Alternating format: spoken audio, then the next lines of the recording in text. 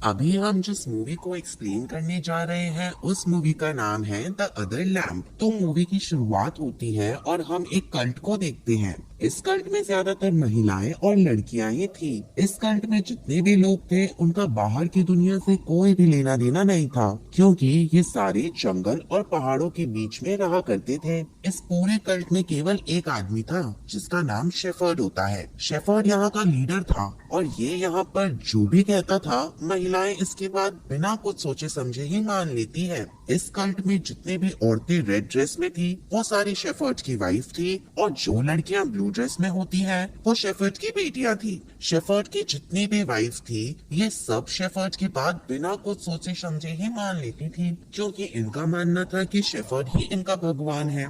दरअसल ये सारी औरतें अपनी जिंदगी से हार मान गई थी, लेकिन जब ये शेफर्ड के पास आई तब से शेफर्ड ने उनकी पूरी जिंदगी ही बदल दी। और यही वजह थी कि ये सारी महिलाएं शेफर्ड की हर बात मानती थी। शेफर्ड की एक बेटी थी जिसका नाम सेला था, जो हमेशा अपनी मॉम के ही बारे में सोचती थी। शेफर्ड भी अपनी बेटी सेला को पसंद करता था, क्योंकि सेला के पैदा होते ही उसकी मॉम की डेथ हो गई थी। सेला हमेशा शेफर्ड से अपनी मॉम के बारे में पूछती है, लेकिन शेफर्ड हमेशा ही सेला की इस बात को इग्नोर कर देता है। शेफर्ड ने यहाँ पर कई सारे रूल बनाए थे, जिसकी वजह से अगर यहाँ पर कोई बीमार होता तो शेफर्ड उसे हॉस्पिटल ना ले जाकर उसका जंगल में ही इलाज करवाता, और अगर किसी भी महिला को यहाँ पीरियड चालू होता तो शेफर्ड उन्हें कुछ दिनों तक ग्रुप से बाहर रखता, क्योंकि शेफर्ड का मानना था कि पीरियड के समय महिलाएं नापक हो जाती है। इस ग्रुप में दो और महिलाएं थी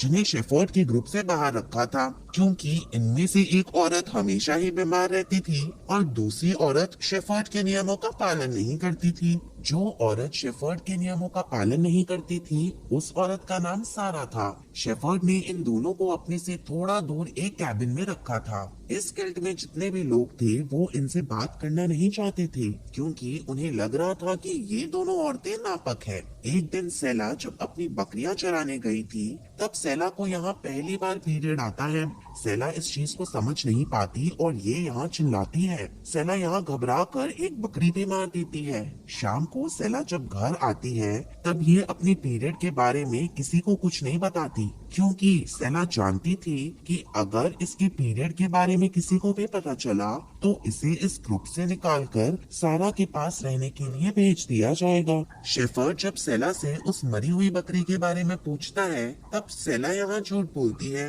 और कहती है कि उस बकरी को कोई जंगली कुत्ते ने मारा है। शेफर्ड को सेला की बातों पर यकीन था और ये इसे कुछ भी नहीं कहता।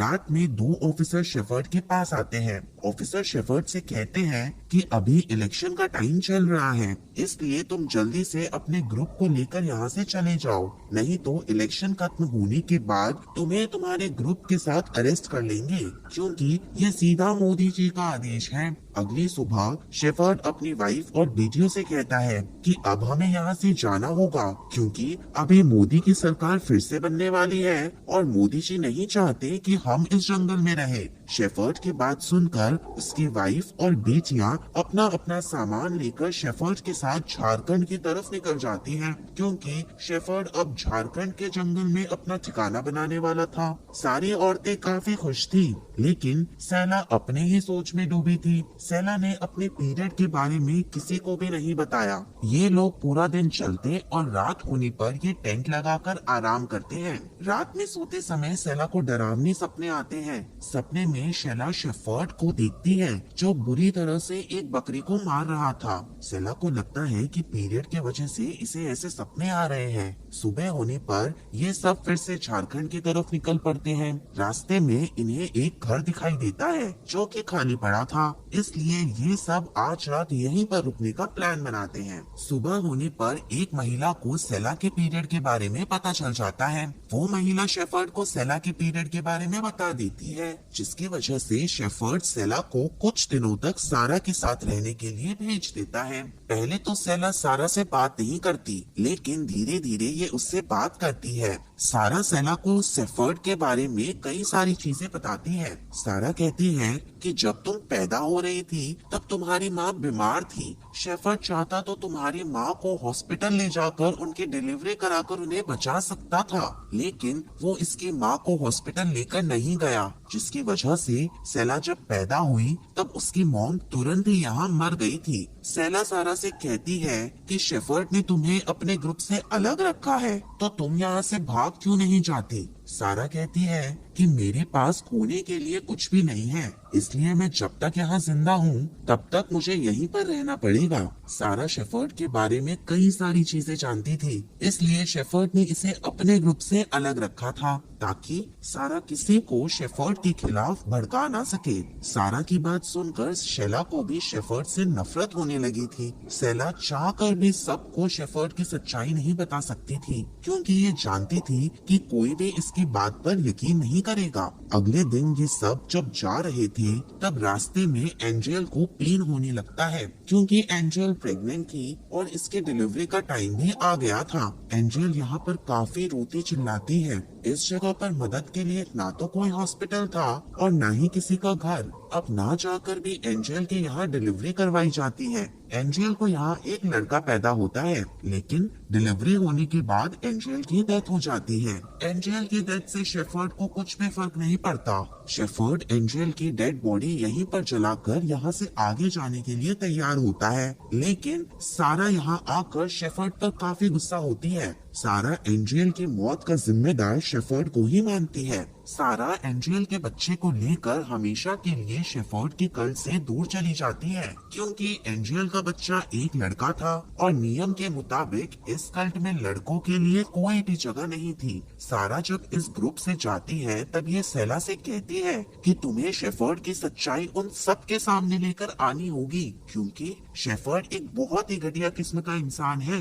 जाते जाते सभी लोग काफी थक गए थे। शेफर्ड को भी यहाँ लगता है कि शायद ये झारखंड जाने वाले रास्ते को भूल गया है। तभी ग्रुप की एक लड़की कहती है कि इसे लग रहा है कि शायद झारखंड उस तरफ है। अपनी बेटी की इस बात से शेफर्ड काफी चल जाता है। शेफर्ड को यहाँ लगता है कि अब इसकी बेटी इसका लीडर बनना चाहती है। इस बात से शेफर्ड काफी गुस्से में अपनी बेटी को मारने लगता है। सेला भी ये सब देख रही थी, लेकिन ग्रुप में से कोई भी उस लड़की को शेफर्ड से नहीं बचाता। कुछ दिनों के बाद ये सभी लोग झारखंड तो नहीं पहुंचते, लेकिन हाँ, ये एक लेक के पास आते हैं। शेफर्ड यहाँ कहता है कि अब ये सभी लोग यहीं पर डेरा डंबू लगाकर रहेंगे, क्योंकि यहाँ पर काफी शांति है। ये सब यही टेंट लगाते हैं। रात में डिनर करके ये सब सोने जाते हैं। शेफर्ड सेला को अपने टेंट में बुलाता है। सेला को यहाँ काफी अजीब लगता है। शेफर्ड यहाँ अपनी बेटी सेला से बात करते करते ये सेला के साथ जबरदस्ती करने लगता है, लेकिन सेला खुद को बचाती है, जिसकी वजह से शेफर्ड यहाँ से चला जाता है। आधी रात में शेफर्ड अपनी सभी वाइफ को लेक पर लेकर आता है। शेफर्ड इन्हें जन्नत की सैर कराना चाहता था, इसलिए ये एक एक करके अपनी सारी वाइफ को लेक में डुबाकर उन्हें मार देता है। सुबह होने पर जब उनकी बेटियां अपनी अपनी मोम को ढूंढती है, तब इन्हें इनकी मोम कहीं पर भी नहीं दिखती। ये देखकर ये सब काफी डर जाती है। ये सब डर कर शेफर्ड के पास आती है, जो कि अभी भी लेक के पास ही था।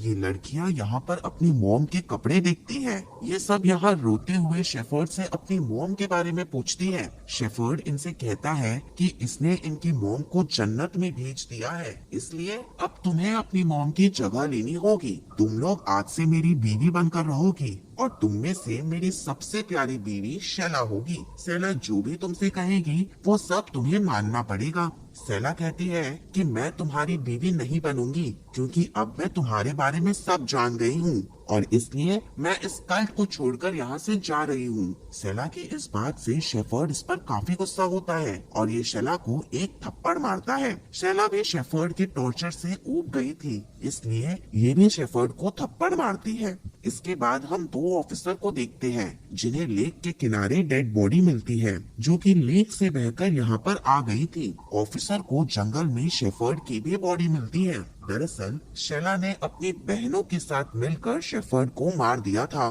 शेला शेफर्ड को मारकर खुद को और अपनी बहनों को शेफर्ड से आजाद कर लेती है और इसी के साथ ये मूवी यहीं पर खत्म हो जाती है। Thanks for watching guys.